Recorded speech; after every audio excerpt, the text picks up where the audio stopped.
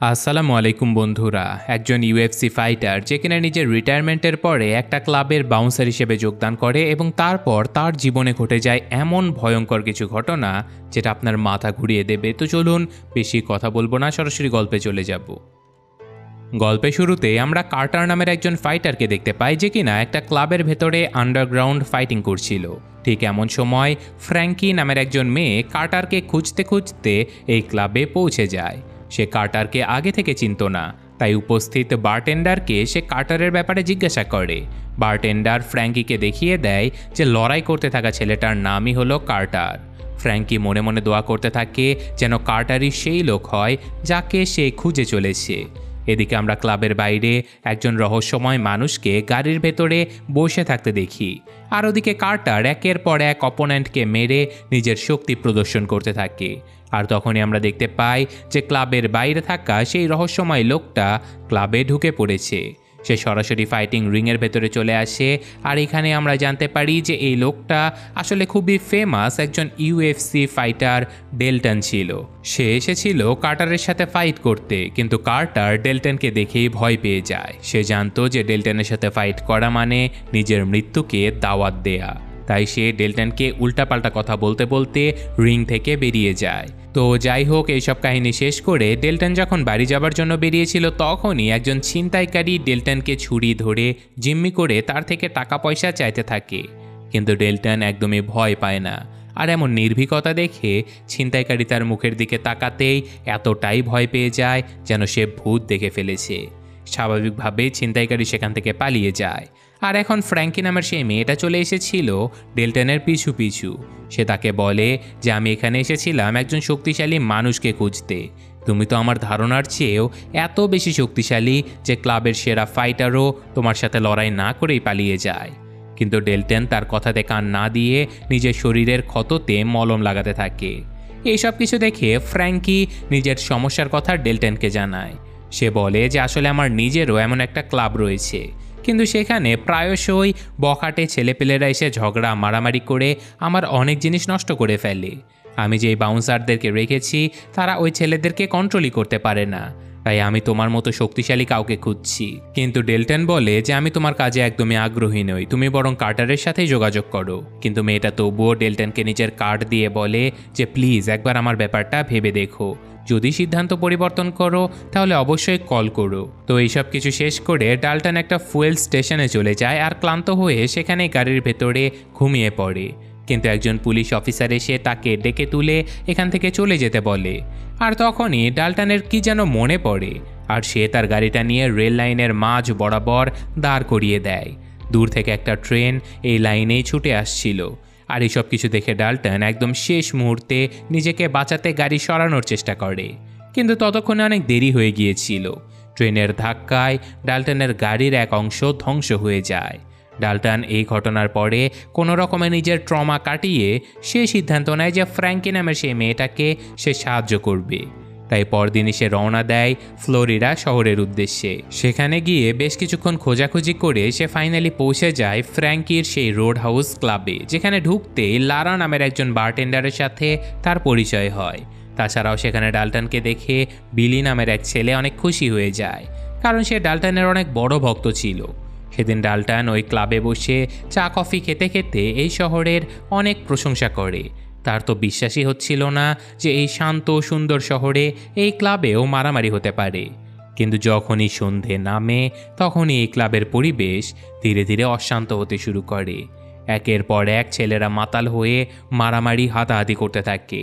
এইসব কিছু দেখে বিলি নামের সেই ছেলেটা এইসব মারামারি থামানোর অনেক চেষ্টা করে, কিন্তু তাতে কোনোই লাভ হয় না। এত কিছু হয়ে গেলেও ডাল্টন সেখানেই চুপচাপ বসেছিল।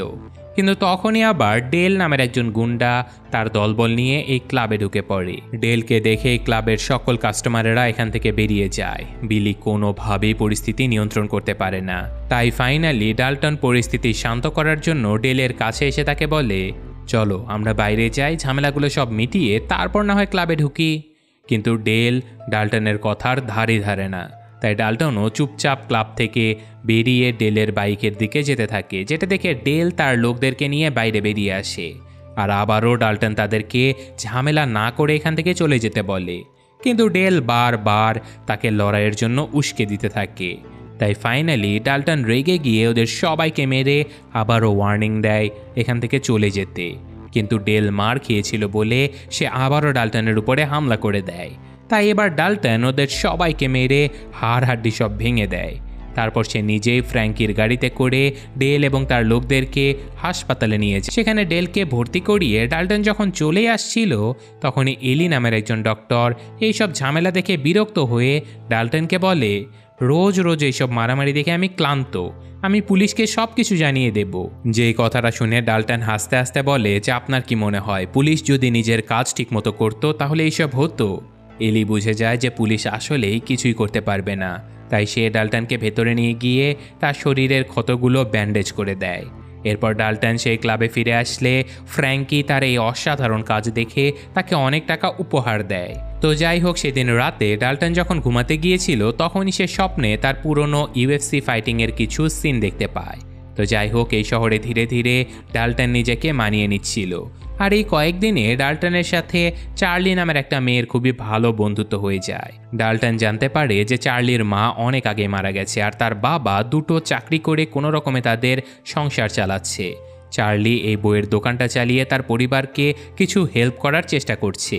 এদিকে আমরা রুই আর জন নামের দুজন গুন্ডাকে দেখতে পাই। তারা তাদের বস বেনকে বলছিল যে গতকাল রাতে একজন ক্লাব বাউন্সার তাদের দলের ডেল আরও কিছু বন্ধুদেরকে প্রচুর মেরেছে।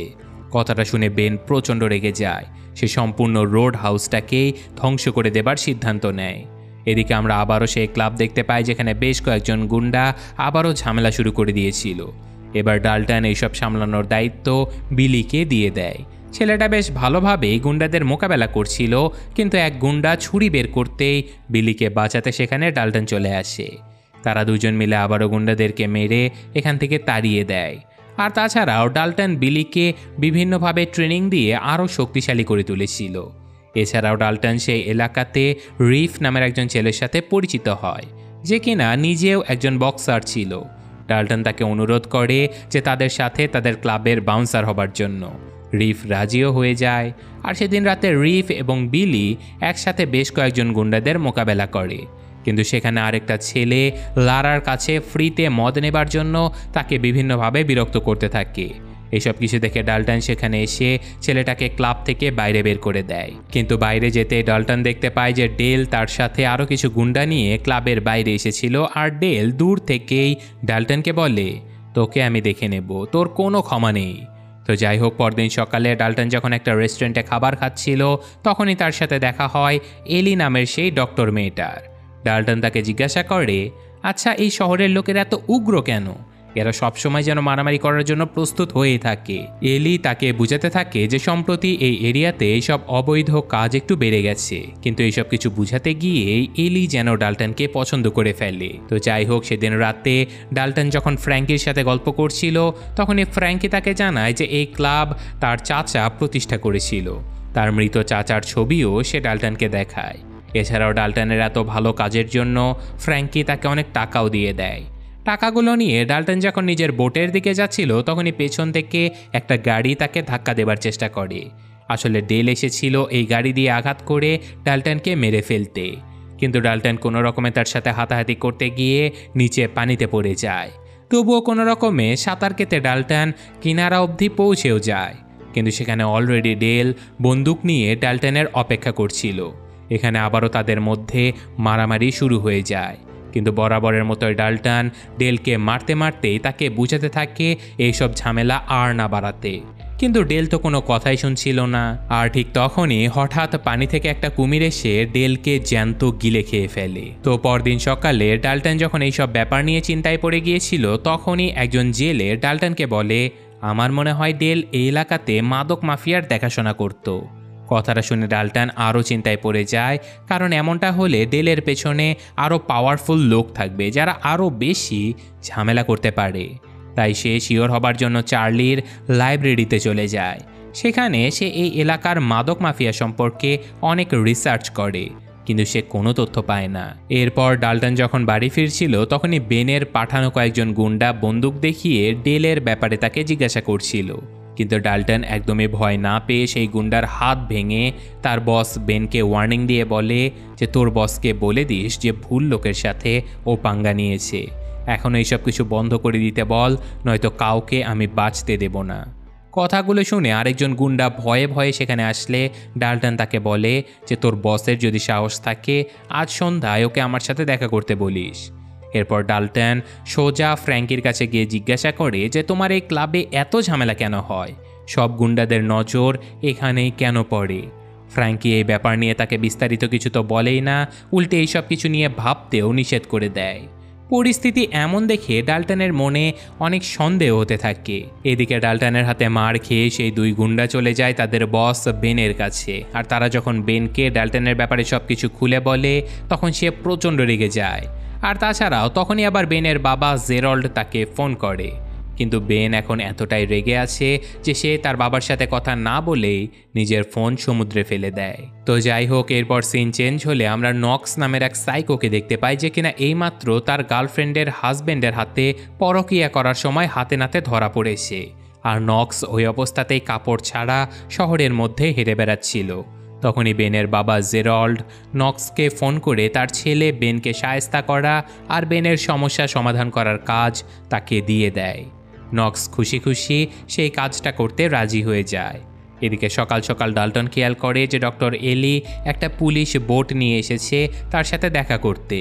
ডাল্টন অবাক হয়ে গেলেও এলি তাকে বলে চলো সমুদ্র ঘুরে আসি। এরপর তারা দুজন সমুদ্রের মাঝে ঘুরতে চলে যায়, আর ফাইনালি সমুদ্রের একদম মাঝে বসে তারা দুজন গল্প করতে থাকে, যেখানে এলি ডাল্টনের পুরনো জীবন সম্পর্কে জানতে চায়। কিন্তু ডাল্টন তাকে কিছুই বলে না, সে এখান থেকে চলে যেতে চায়। কিন্তু এলি তাকে বলে যে আমি তোমার উপরে অনেক রিসার্চ করে এখানে এসেছি, আমি তোমার ব্যাপারে সব কিছু জানি। এইসব বলতে বলতেই তারা দুজন একে অপরের অনেক কাছাকাছি চলে আসে। এদিকে নক্স ততক্ষণে এই শহরে চলে এসেছিল। সে বেনের সাথে দেখা করে সবার আগে তার নাকে একটা ঘুষি মেরে দেয় আর বলে যে তোমার বাবার ফোন না ধরার শাস্তি এটা। বেন বুঝতে পারে যে তার বাবা তাকে সাহায্য করতে নক্সকে পাঠিয়েছে। তো যাই হোক, ততক্ষণে সমুদ্র ঘোরা শেষে এলি সবেমাত্র ডাল্টনকে সমুদ্র তীরে নামিয়ে দিয়েছিল, আর তখনই কয়েকজন পুলিশ এসে ডাল্টনকে গ্রেফতার করে নেয়। তাদের মাঝে একজন মাইক নামের পুলিশ অফিসার বেনের হয়েই কাজ করত। সে গাড়ির ভেতরে ডাল্টনকে বিভিন্নভাবে হুমকি ধামকি দিতে থাকে, কিন্তু ডাল্টন তো কিছুতেই ভয় পাচ্ছিল না। তাই মাইক সিদ্ধান্ত নেয় যে আজকে ডাল্টনকে মেরেই ফেলবে। তারা সবাই ডাল্টনকে মারতেই যাচ্ছিল, কিন্তু তখনই সেখানে এলি এসে মাইককে সোজা থাপ্পড় মেরে ডাল্টনকে উদ্ধার করে নিয়ে যায়।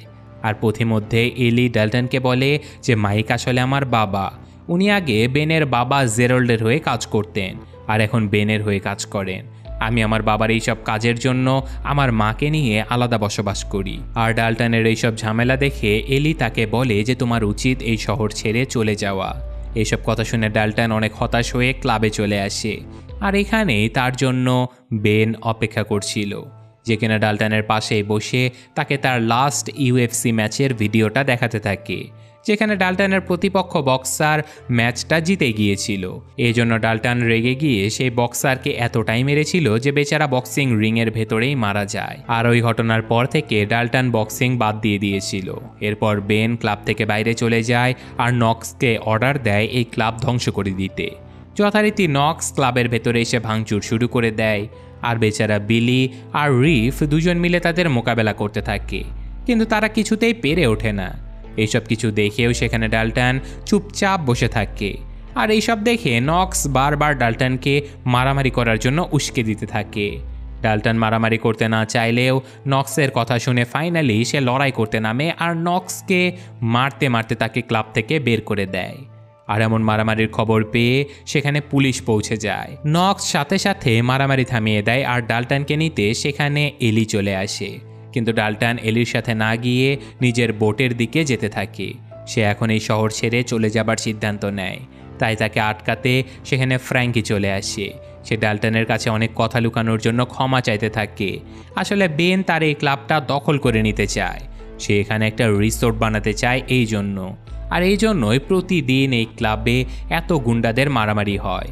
সে ডাল্টনের কাছে অনুরোধ করে যে তুমি চলে গেলে আমার শেষ সম্বল এই ক্লাবটাও ওরা কেড়ে নেবে। কিন্তু ডাল্টন কোনো কথা না শুনেই সেখান থেকে চলে যায়। কিন্তু পথিমধ্যে ডাল্টন দেখতে পায় যে চার্লি নামের সেই মেয়েটার লাইব্রেরি সেই গুন্ডারা পুড়িয়ে দিয়েছে। ইভেন মেয়েটা আহত হয়ে এখন হাসপাতালে ভর্তি। এই খবরটা জানতে পেরে ডাল্টন এতটাই রেগে যায় যে সে নিজের ব্যাগপত্র সব ফেলে নক্সকে মারতে তার বাড়িতে চলে যায়। কিন্তু সেখানে গিয়ে সে নক্সকে না পেলেও উইংস নামের আরেকজন গুন্ডাকে দেখতে পায়। সে জানতে পারে যে চার্লি ডাল্টনের বন্ধু ছিল বলেই তারা চার্লির দোকান পুড়িয়ে দিয়েছে। তাই সাথে সাথে ডাল্টন উইংসকে মারতে মারতে তার ঘাড় ভেঙে সুইমিং পুলে ফেলে দেয়। আমরা বুঝতে পারি যে ডাল্টনের ভেতরে সেই রাক্ষসটা জেগে উঠেছে। আর তখনই ডাল্টন সেখানে আরেকজন গুন্ডাকে দেখতে পায়, আর সে তাকে প্রাণ ভিক্ষা দেওয়ার বদলে সেই গুন্ডার কাছ থেকে বেনের টাকার উৎস সম্পর্কে কিছু গোপন তথ্য জেনে নেয়। যেমন আগামীকাল বেনের তোলা কোটি কোটি টাকার চাঁদা একটা লোকেশন থেকে ট্রান্সপোর্ট হবে। ডাল্টন ওই লোকেশন জানার সাথে সাথে নিজের বাড়িতে চলে যায়। কিন্তু আজ রাতে সে কোনোভাবেই ঘুমাতে পারছিল না। চোখ বন্ধ করতেই তার সামনে তার লাস্ট বক্সিং ম্যাচের দৃশ্য ভেসে উঠছিল, যেখানে সে তার প্রতিপক্ষকে মেরে ফেলেছিল। তো যাই হোক, এভাবেই কোনো রকমে সকাল হয়ে যায় আর ডাল্টন চলে যায় সেই লোকেশনে যেখানে বেন তার ব্ল্যাক মানি ট্রান্সফার করছিল। সেখানে ডাল্টন কয়েকজন ঘুষখোর পুলিশ অফিসারকে মেরে সকল ব্ল্যাক মানি একটা নৌকাতে রেখে সেটা সমুদ্রে ছেড়ে দেয়। এরপর ডাল্টন কিছু বোমা বানাতে থাকে, আর তখনই সেখানে মাইক চলে আসে। আর সে ডাল্টনকে বলে যে বেন আমার মেয়ে অ্যালিকে কিডন্যাপ করে নিয়েছে, তুমি টাকা ফেরত না দিলে ওরা অ্যালিকে ছাড়বেই না। এই কথা শোনার সাথে সাথে ডাল্টন একটা নৌকা নিয়ে বেনের সাথে দেখা করতে চলে যায়। ওদিকে আমরা নক্সকে দেখতে পাই যে কিনা রিল্যাক্স হয়ে তার বাড়িতে ফিরলে দেখতে পাই যে তার বাড়িটা কেমন যেন নীরব হয়ে গেছে। তো যাই হোক, ততক্ষণে ডাল্টন বেনের কাছে পৌঁছে গিয়েছিল। সেখানে জন নামের এক গুন্ডা তার হাতে টাকা না দেখে প্রথমেই তাকে এক ঘুষি মেরে দেয়। আর তারপর ডাল্টন বেনের সামনে আসলে দেখে যে এখানে এলির বাবা মাইক বসে আছে। আর এলির বাবা তাকে বলে যে এলিকে আসলে কিডন্যাপ করাই হয়নি, আমি তোমাকে মিথ্যে বলে এখানে এনেছি। কিন্তু বেন বলে যে আমি তো এলিকে সত্যিই কিডন্যাপ করেছি। যে এই কথা শুনে মাইক প্রচণ্ড রেগে যায়। এরপর বেন ডাল্টনকে বলে যে আমার টাকা ফিরিয়ে দাও, নয়তো আমি এলিকে মেরে ফেলবো। এই কথা শেষ হবার আগেই সেখানে নক্স নৌকা নিয়ে আসতে থাকে। তাকে দেখে ডাল্টন নিজের বোমার রিমোট প্রেস করে দেয়, আর সাথে সাথে নক্সের নৌকা বিস্ফোরিত হয়ে যায়। সব কিছু ধ্বংস হয়ে যায়। আর এই সুযোগে ডাল্টন ইয়টের ভেতরে কোনো রকমে এলিকে খুঁজে বের করে। তারা দুজন ডুবতে থাকা এই ইয়টের জানালা ভেঙে সমুদ্রে নেমে যায়। তারা সাঁতরে পালানোর চেষ্টা করছিল, কিন্তু তখনই আমরা দেখি যে নক্স বেঁচে আছে, আর সে আরেকটা নৌকা নিয়ে তাদের মারতে আসছে। ডাল্টন কোনো রকমে আরেকজন গুন্ডাকে ধরে নক্সের বোটে আঘাত করে। এতে করে নক্স কিছুটা দূরে যেতে সে এলিকে আরেকটা নৌকাতে তুলে দেয় বাঁচানোর জন্য। কিন্তু সেই নৌকাতে বেন বসেছিল।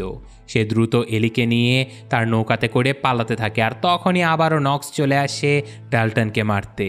এবার ডাল্টন নক্সের সাথে মারামারি করে তাকে নৌকা থেকে ফেলে দিয়ে নিজেই নক্সের নৌকাটা নিয়ে ছুটে যেতে থাকে বেনকে ধরতে। কিন্তু নক্স তখনও হার মানেনি। সে একটা দড়ি ধরে ডাল্টনের নৌকার পেছনে লেগেছিল। এইসব কিছু দেখে বেন নিজের নৌকাটা ঘুরিয়ে ডাল্টনকে মারতে চলে যায়।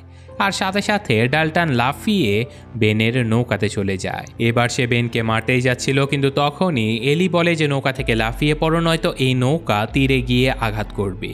তাই তারা দুজনেই নৌকা থেকে লাফিয়ে পড়ে, আর বেন নৌকা সহ সেই রোড হাউসে গিয়ে আছড়ে পড়ে। শুধু তাই নয়, নৌকার পেছনে দড়ি ধরে থাকা নক্সও ততক্ষণে তীরে পৌঁছে গিয়েছিল। সে একটা গাড়ি হাইজ্যাক করে রোড হাউসের দিকে রওনা দেয়। আর এদিকে রোড হাউসে ডাল্টন আর বেনের মাঝে তুমুল লড়াই শুরু হয়ে যায়। কিন্তু ততক্ষণে ডাল্টন এতটাই রেগে গিয়েছিল যে সে বেনকে মারতে মারতে তার হাড়গোড় সব ভেঙে ফেলে।